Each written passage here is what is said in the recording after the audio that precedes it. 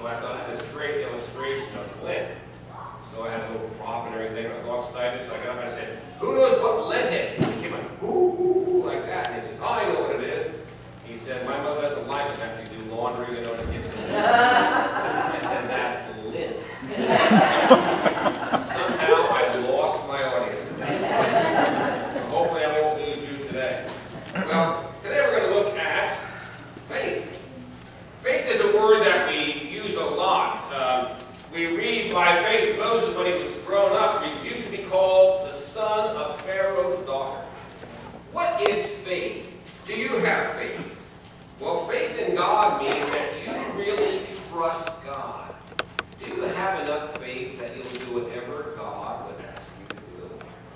Well, you know, life is decisions. Constant decisions. Every day we must make decisions. It's when you go into a Baskin Robbins, what is it, 31 flavors they post? Something like that. And I know my wife gets annoyed at me when we go to a place like that and have all these flavors, and then the guy will look at me and say, "What do you want?" And I'll say, "Give me a vanilla cone." I like vanilla ice cream, I'm sorry. Choices. All kinds of choices. We tell young people, make sure you make wise choices, because a wrong choice can really have a negative impact on your future. How many of you have ever made a mistake when you were young and you paid for it later? Yeah, join the club. Exactly. Choices. I always say, and I have a famous word I use a lot, normal. And I'll say to somebody when they come up with some kind of newfangled stuff, "Can I just have a normal thing?" I was at a ballpark in Hampton, in Norfolk. They called the Tide Bar, the Tides at that point. And the stadium was a really beatable ballpark.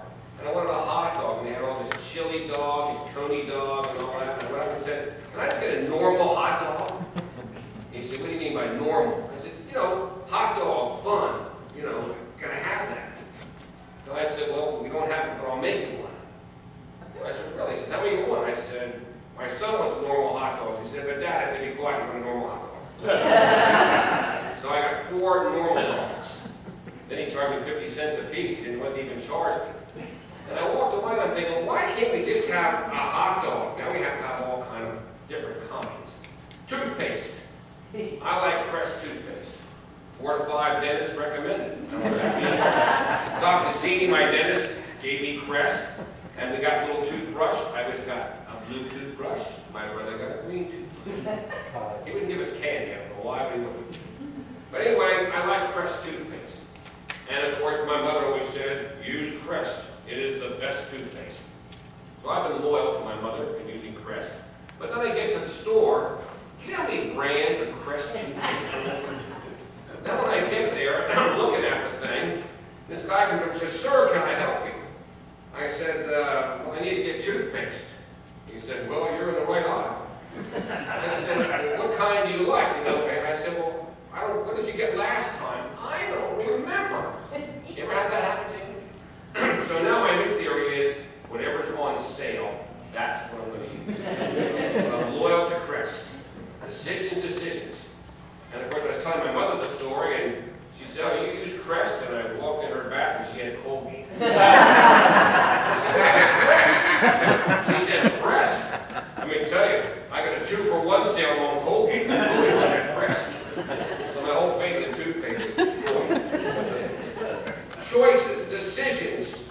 Good decisions require faith in trust in God. How much do you really trust God?